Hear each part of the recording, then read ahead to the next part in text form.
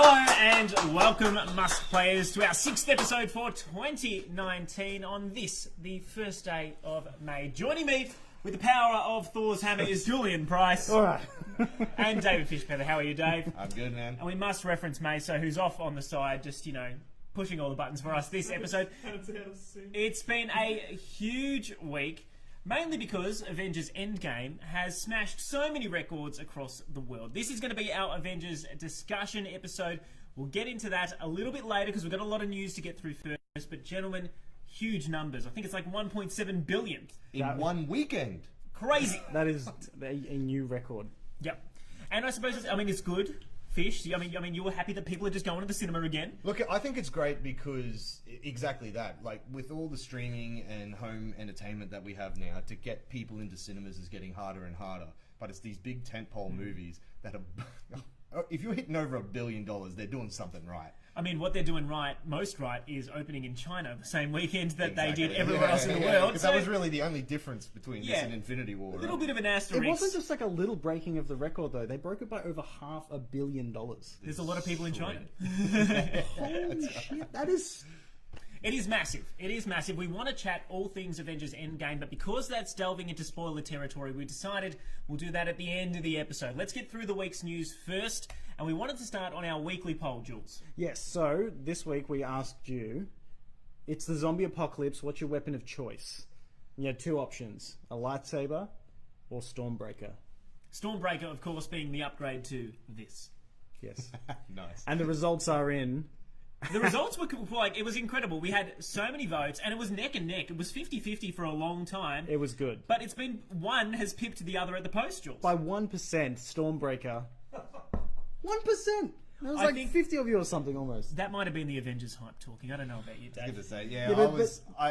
Like, if you talk to me in December, I'm going to be saying lightsaber. But right now, Stormbreaker, because I'm riding that hype train. Mm-hmm. Yeah, I feel like lightsaber would be a bit more practical and easier to use. But Stormbreaker would definitely have the better effect. Like, it has lightning and stuff, man. Like, it's too cool. All right. And, if you're worthy, technically, you might be able to hold it. We'll discuss that a little bit later. In the meantime, we want to obviously pick up our next big poll. You've come up with this one, Jules, and we want to talk about who is your favourite talking Pokemon. Now, Detective Pikachu is coming out in a matter of days. In fact, about 8 days. So, does that take the cake, or is it the classic Meowth from the anime, which I know you've got a soft spot for? Well, that's the question, and it's up now. So I'm not revealing my... How about you, I don't Dave? want to swing the public vote. I mean, I was going to say, I'm do you very swing popular. either way, Dave? look, I'm a Ryan Reynolds fan, so I automatically have to go Detective Pikachu, I think. But I do have a soft spot for that OG Pokemon stuff. He was the only Pokemon that spoke. I'll be voting for Detective Pikachu myself either way. Those trailers have me. Anyway, They've that poll's up right That now, poll's up so there right now. head to our Facebook page and have your say. In the meantime, also let us know what you would like us to discuss in Avengers Endgame. Leave a comment below and we will get to that. In terms of movies, it's been another big week of trailers and reveals. It's going to be a big month, Dave. You'll get to that later. But the one we saw this morning that I got the great Google notification for, and I thought, let's see how bad this is, was the Sonic the Hedgehog movie, Dave. Speaking of talking animals, there's a Sonic the Hedgehog live-action film coming out, and it is starring Jim Carrey as Robotnik, Sonic's nemesis. Are we Sonic fans here? Like, I'm a Sonic fan. I'm wearing a Sonic shirt. I've got a Sonic But it doesn't sound like you're a fan of this movie. You guys talk about it first. I'm not a Sonic fan, so I was literally thinking this movie could be whatever it may be, but I do appreciate the fact that Sonic exists in another world.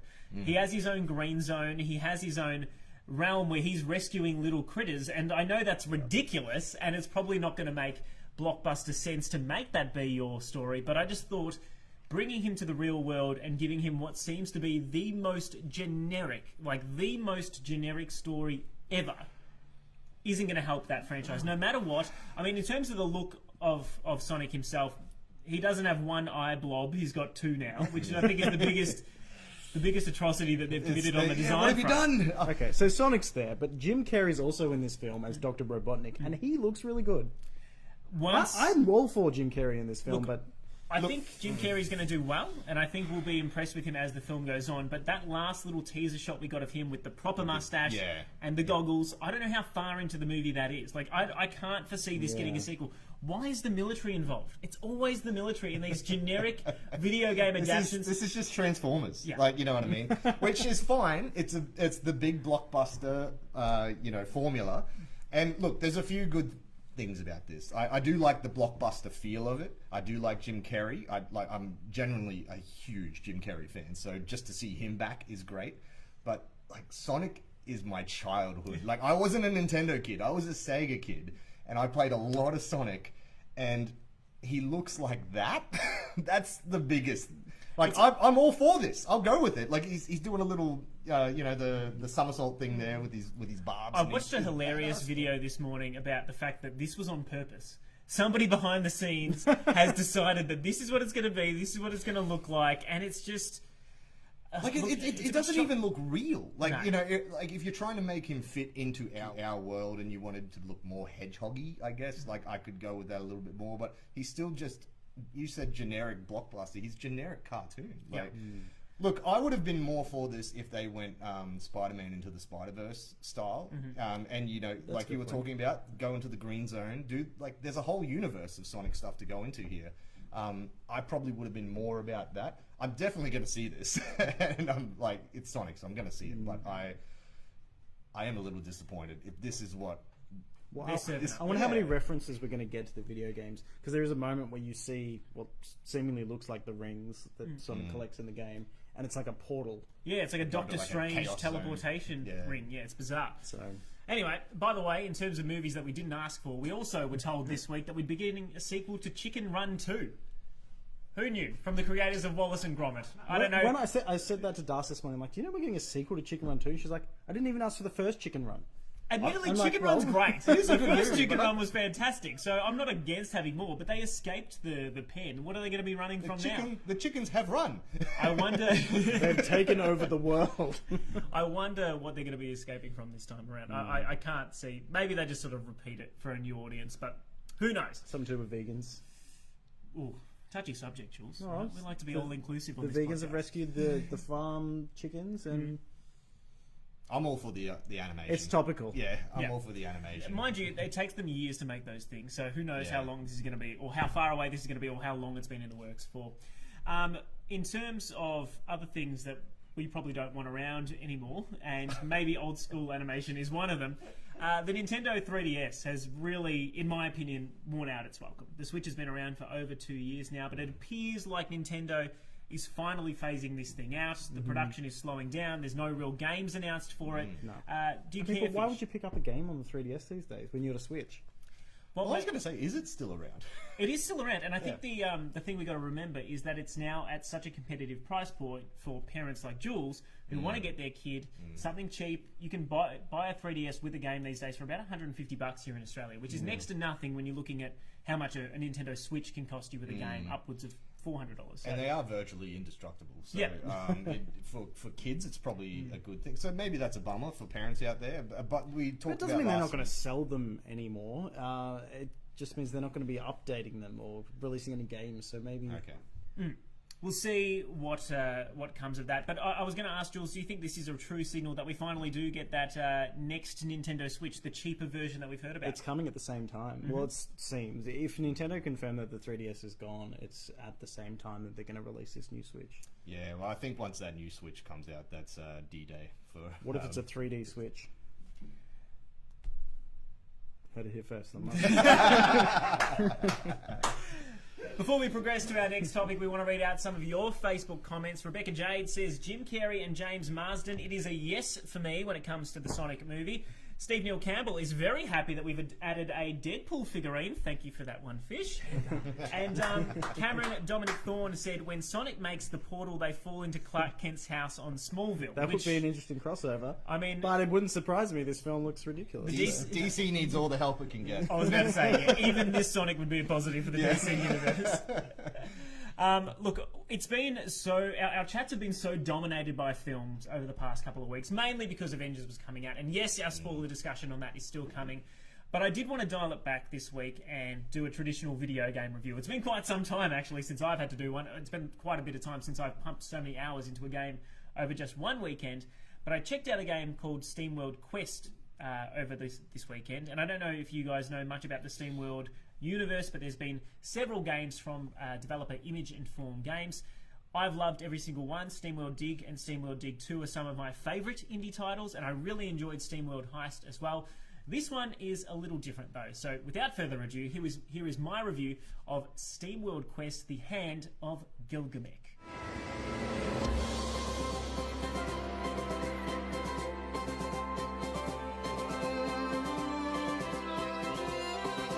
SteamWorld Quest: Hand of Gilgamesh is a linear turn-based strategy campaign with RPG elements rolled into a card game.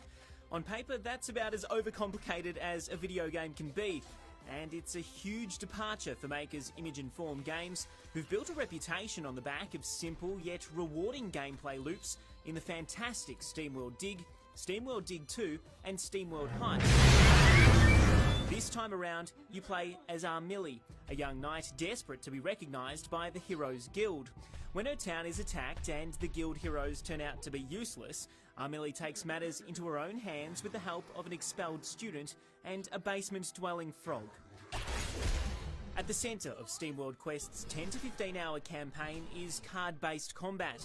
Before battle, you can assign each of your 3 team members with up to 8 cards. Some can be used freely, but more powerful cards cost cogs, which are built up in battle over time. How you balance your deck is critical. Focusing too heavily on an attack will leave your health bars exposed. Lean too far toward defence, and you won't have the firepower to beat some of the game's toughest foes. And stockpiling attacks that can hit multiple enemies at once become costly against bosses. At the beginning of a battle, you're dealt with a hand of 6 cards. You can play 3 cards per turn, and if all 3 are attached to the same character, you're rewarded with a 4th attack. In practice, it's a lot easier than it sounds, and deciding which cards to use at which time is engaging and challenging. Unfortunately, it can also feel a little random. While this isn't an issue for the majority of the game, victory against some of the game's final string of bosses can feel a little too dependent on the hand you're dealt rather than the skill you have in using it. Winning battles earn your characters experience points. It's a system that grants a sense of progress, but ultimately it's irrelevant to your ability to complete the game. With no side quests and only combat challenges to complete outside of the main story, grinding to power up your team simply isn't a factor, which in turn renders a large number of the expensive items and cards unobtainable from merchants. And that's an indication of SteamWorld Quest's biggest problem. There's simply not enough game to flesh out how many layers of mechanics it has. Image Inform has once again crafted a beautiful world through a unique art style, music that hits fever pitch during battles, and endearing characters. By game's end, you have 5 characters to construct your 3-man team out of, but without enemies that demand special tactics to defeat them, there's little need to deviate from the original trio. It's an illusion of choice that never really delivers and hurts what is otherwise a well-crafted tale about what it truly means to be a hero.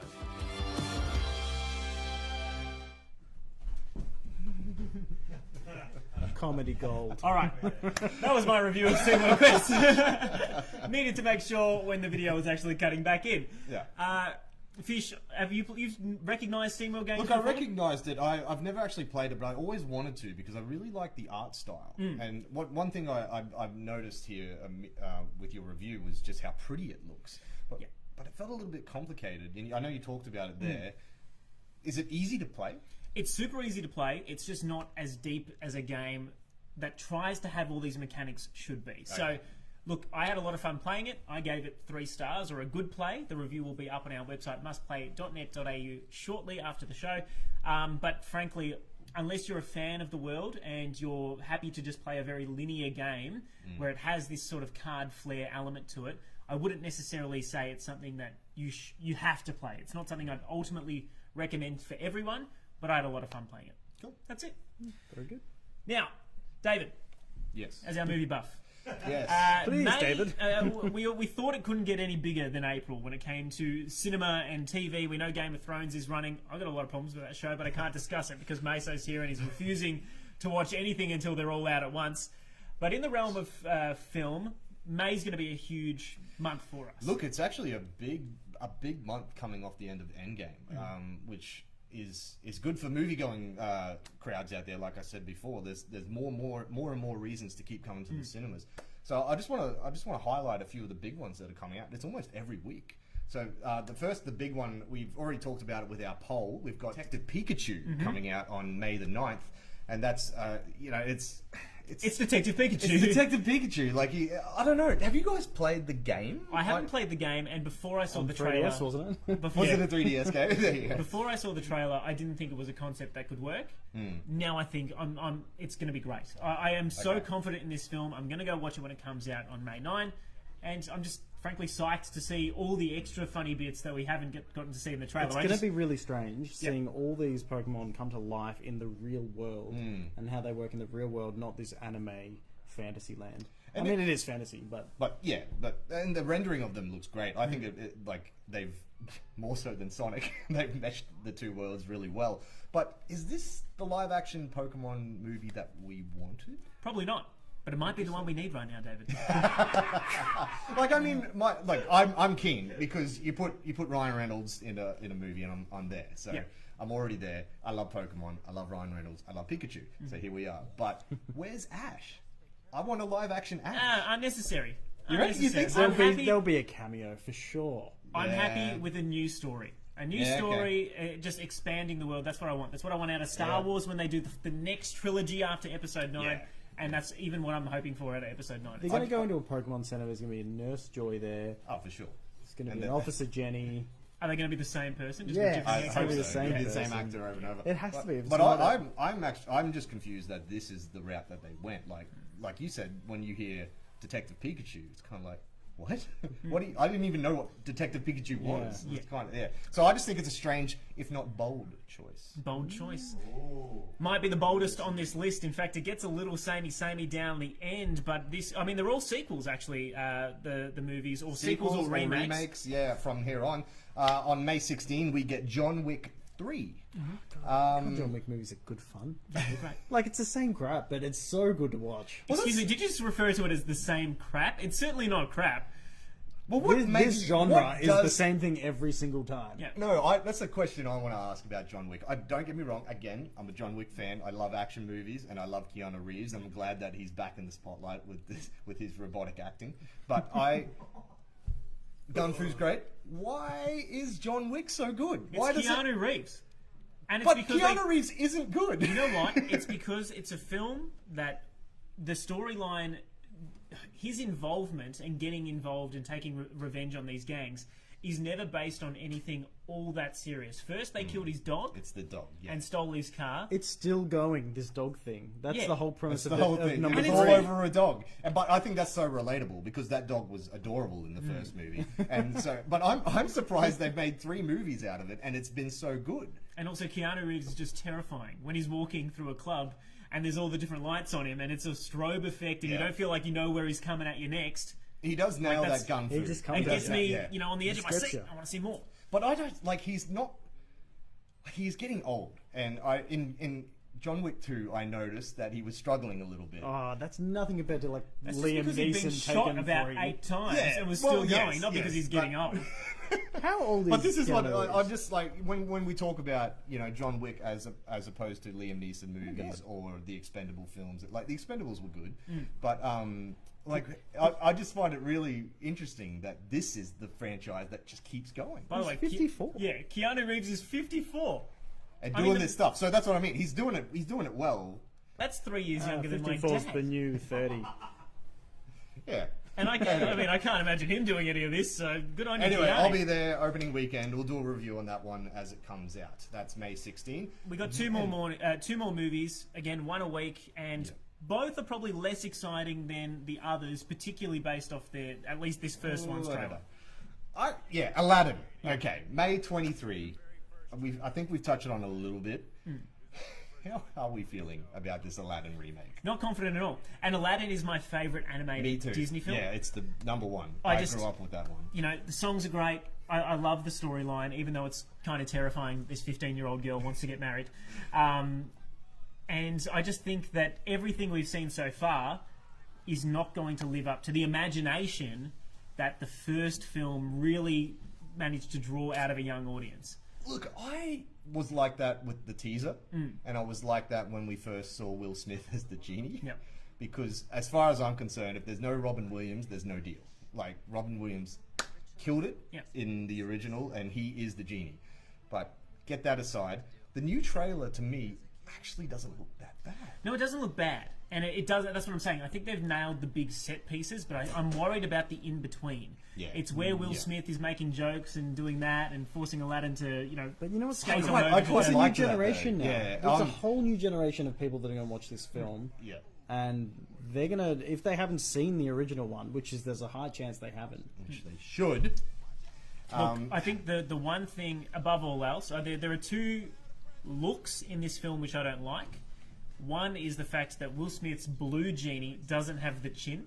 I think the power of the genie is in his chin. And Jafar is just not So right. generic. It's because He's so he generic. looks a lot like a guy that used to date one of my girlfriend's friends. And he was just like non-threatening. Yeah, it was. Oh, sorry, my fiance's friend. I keep forgetting that one. But Priscilla just left. but yeah, for No, some reason, I- because I yeah. have that personal affiliation with somebody that looks like him, I'm just like, nah. But they are iconic characters as well. So, like, I think everybody was taken back by the genie, and, Yeah. and like it was always going to be hard. That, like I said, he's not Robin Williams. But then we have Jafar, like the one shot or two shots that you see him in the trailer. It's not. I was like, oh, that's Jafar. He looked better as a silhouette from behind. But look, I'm holding my judgment. I'm hoping. Admittedly, I'm it is very hoping. hard to cast someone that will look like the cartoon when he's got a face that's about this Yeah, long, about that wide. Yeah. I just think, anyway, we'll talk about that as it comes out. Now, the last big movie that's coming out this month is Godzilla's coming back to the screen. I actually didn't realise this movie was even being made, let alone this close to release, until I saw a trailer before the Avengers. Oh, really? And I was like, where are all these gigantic monsters coming from? Because it's almost like that old school PlayStation 2 game, or Yeah. PlayStation King game of the even, Monsters, yeah. where you can just team them up against each other. Yeah. Which is, look, the biggest thing about this is it's going back to the old school. Like, this is the 35th Godzilla movie. What? Like, not Hollywood, but in terms of the Japanese, I think Toho were the original makers of it. There's 35 all up. I reckon I've seen And like there was two, the three. remake. There was the Hollywood remake in 2014 that didn't get too much traction.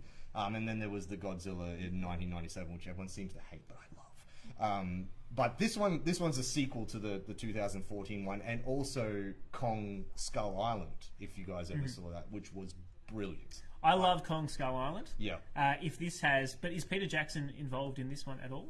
No. So Peter Jackson's he wasn't involved in He the wasn't Skull Kong- Island one. which one? either. Wait, hold on a second. He Is- made a remake of King Kong way back in the Is day. Skull Island the one where Brie Larson is Yes. playing the chick who has a camera but never takes a photo of Yes. anything?